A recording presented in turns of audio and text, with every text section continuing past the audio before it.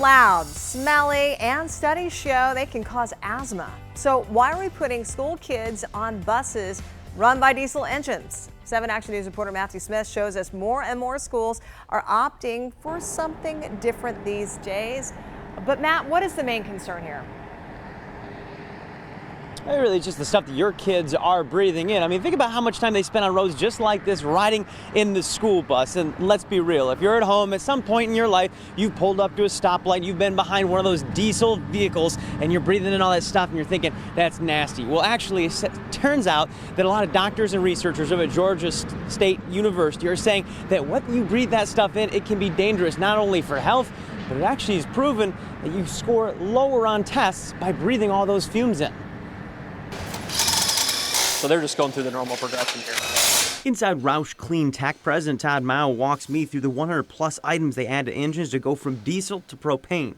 You know diesel, they belch fumes, and now research shows they have negative impacts on the lungs of developing kids. The eye test can show you the difference. Diesel on the left, propane or auto gas on the right.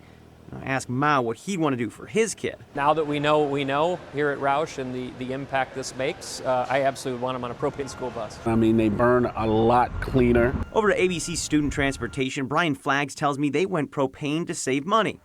To fill one up costs less, and in Michigan, thanks to that multi-billion-dollar settlement for Volkswagen's diesel scam, some of the money they pay to the state goes to cleaner tech. That includes propane and electric school buses. Electric buses are coming. Challenge with the electric buses right now is the cost and the infrastructure. Meaning it still costs less to build tanks like this and buy propane-fueled buses like these. And while it's not perfect, studies show they put out 96% less nitrogen oxide than diesel buses.